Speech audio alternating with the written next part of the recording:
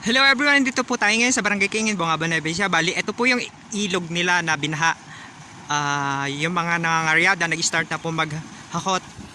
Ang explanation po nila kung depende sa layon destination yung magiging upa ng per supot ng sibuyas. Yan, lalapitan natin si Kuya. Kuya, magkano upahan ngayon ng per hakot nyo?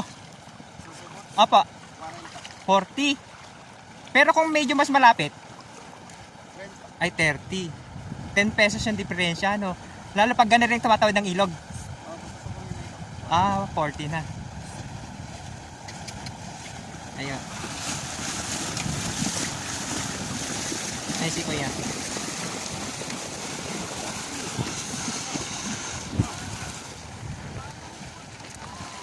Kuya, ilis akin mo. Ilis akin mo.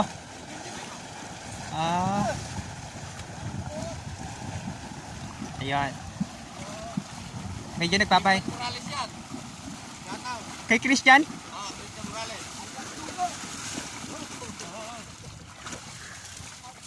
Ayan, binabasa nila yung kalabaw para naman ma-preskohan kasi mainit yung panahon ngayon kahit malamig yung dadaanan. Kaya konting pahinga lang.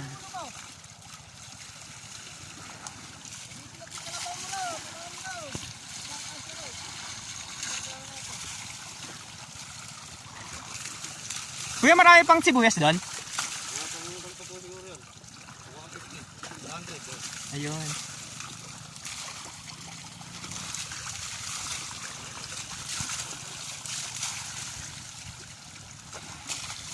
Kailangan nilang basain para mapreskohan. Tapos hindi masyadong pagod or hindi masyadong mahirapan yung kalabaw kasi medyo marami nga naman yung binubuhat or hinihilan nila. Yan po kasi yung traditional way ng nila dito, paghahakot ng sibuyas. Wala po kasing tulay na pwedeng daanan, kaya no choice, dadaan dito sa ilog.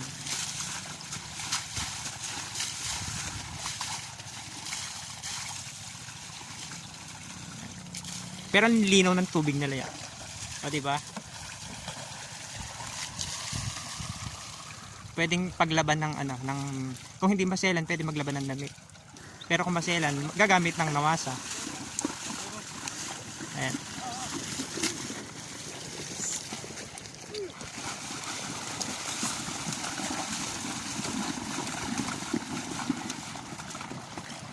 Pagkayari dito sa ilog, ayan, medyo dry na yung dadaanan nila para ng desyertong konti. Mabuhangin.